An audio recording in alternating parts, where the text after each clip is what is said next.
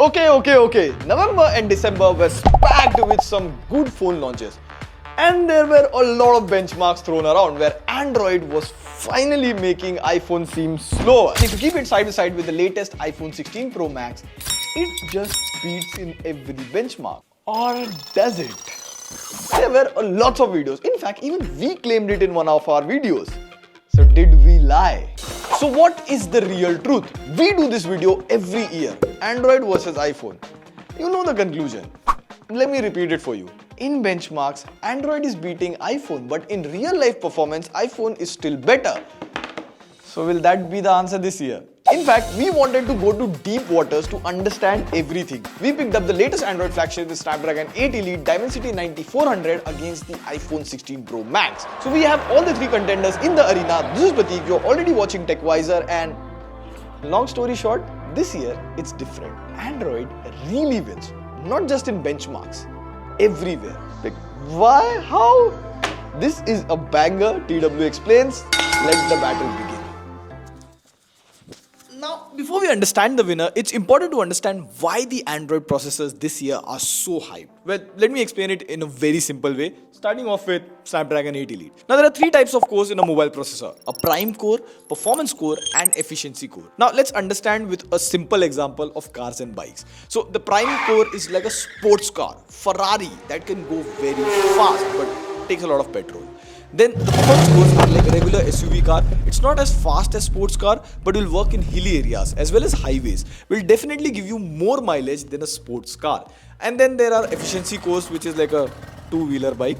It will go way slower, carry less people, but will give way more mileage than a car. But here's the interesting part. Both Snapdragon and Dimensity have removed these bikes now. Now they go full throttle. Like the Dimensity 9400 can go as high as 3.63 GHz, whereas the Snapdragon 8 Elite can go up to 4.3 GHz. So they can either go fast or super fast. There is no chill mode. So now comes the question, what about the mileage? How does it affect the battery? Well, we wanted to thoroughly test all of this, so we did 3 tests with all these 3 processors: benchmarks, gaming and battery drain, practical test. I scored all of them, so the fastest to 3 points wins the challenge, or whoever scores the most, like, you know scoring. So these are the phones that have come out with the Dimensity 9400 and Snapdragon 8 Elite latest flagship processor. So let's start by running the Antutu benchmarks. And if you see here, iPhone 16 Pro Max loses really bad to Android. But in Android, the Dimensity 9400 phone scores around 23.15 lakh. On 8 Elite, it scores around 26.75 lakhs, which is higher than the Dimensity phone. Now, Android phones have something called performance mode,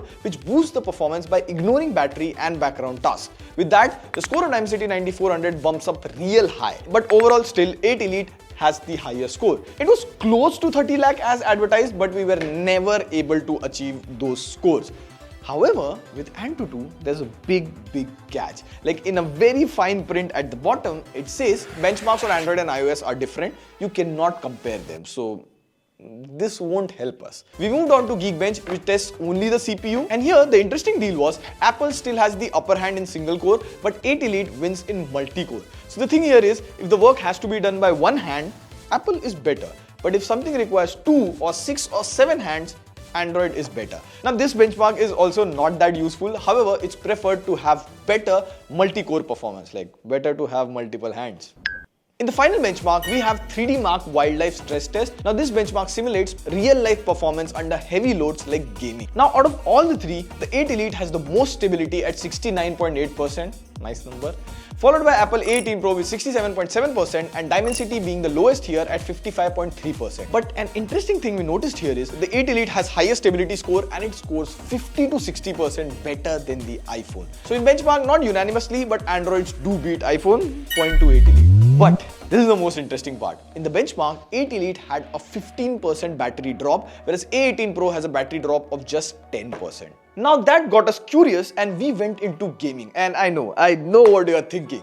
If battery drain is so big on Android, what would I do with so much performance? So we played 2 heavy games here, Genshin Impact, COD Warzone. With the graphics and FPS settings set to maximum, first we played 45 minutes of Genshin Impact and 45 minutes of COD on all these three phones. On the X8 Pro for Genshin Impact, the gameplay here was smooth. We got consistent 60 FPS without any hitting issues.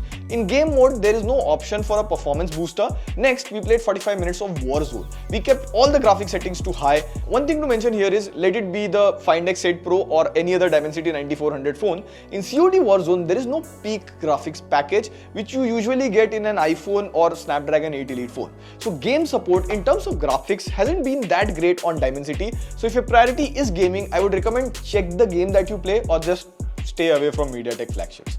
Now, the gameplay here was smooth. Again, we were getting 60 FPS and all. Rarely, in some parts of the game, some buildings and all appeared transparent, or sometimes the ground or the floor appeared transparent. So there was some graphic rendering issue. Next, on the GT7 Pro, for Genshin Impact, you get Performance Booster mode, where you can scale the resolution up to 4K. And then there is another option called Frame Plus, which interpolates and increases the FPS from 60 to 120. With these additional settings turned on, after 15 to 20 minutes, the side frames of the phone were getting warm. And we noticed that this Frame Plus option would repeatedly turn off and the frame rate would again switch back to 60 FPS. But we manually turned it on again and continued playing. But whenever the phone was getting warm, the setting would just turn off and the game would go back to 60 FPS. Apart from this glitch, the gameplay was overall smooth. In COD Warzone, in graphics, you get the peak graphic package, and here there is no support for performance booster or any of that. The gameplay was quite smooth, graphics looked quite detailed, with the temperature being still under control. Now, coming to the iPhone 16 Pro Max. With Genshin Impact, you get the option of 120 FPS. The game from the graphics point of view looked so good. And even the gameplay was buttery smooth, better than Android thanks to 120 FPS support. In the first 10 to 15 minutes, I was really liking the gameplay experience until the phone started to heat. And boy oh boy, the side frames got really hot. The temperature touched around 40 degrees.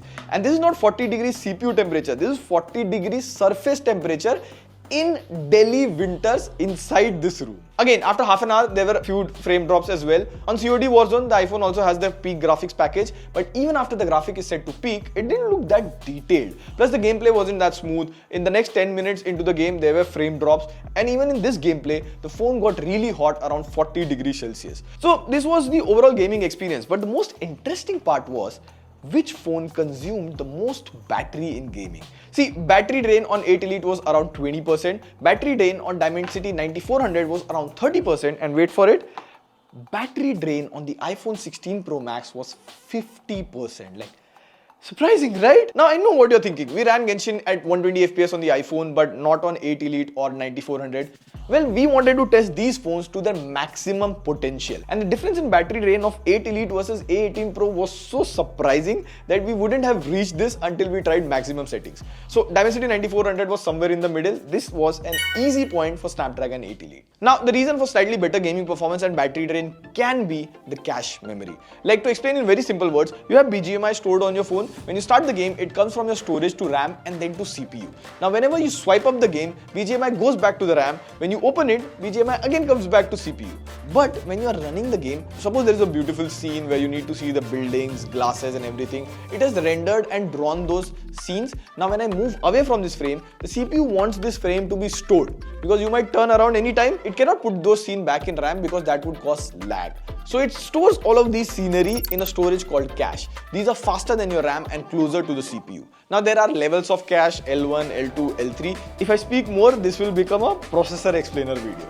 But this year, Androids have improved quite a lot in cache memory. In 9400, the performance cores have a 50% faster L2 cache, whereas the 8 Elite has the largest L2 cache on any smartphone processor. So even if you ignore the bigger battery in these phones, it still wins the battery drain test. So this gaming and battery might look like a strange win for Android, but it was coming. But I thought at least in practical test, the iPhone would definitely win. So we picked up the most common task that we do on our smartphones, edit videos. So we picked up a very popular video editor, VN Video Editor, and we took the same 4K video on all the three phones, applied the same color grade and rendered at the same exact time. Yeah, we would need 3 hands for that. And we ran this test multiple times. The 8 Elite and the Dimensity 9400 would finish close to each other, whereas the iPhone alone will take 1 minute more than the Android flagships. This was surprising, like the proing. So just to be double sure, we picked up another video editor app called Adobe Rush, and here the iPhone would finish the task in half the time than Android. So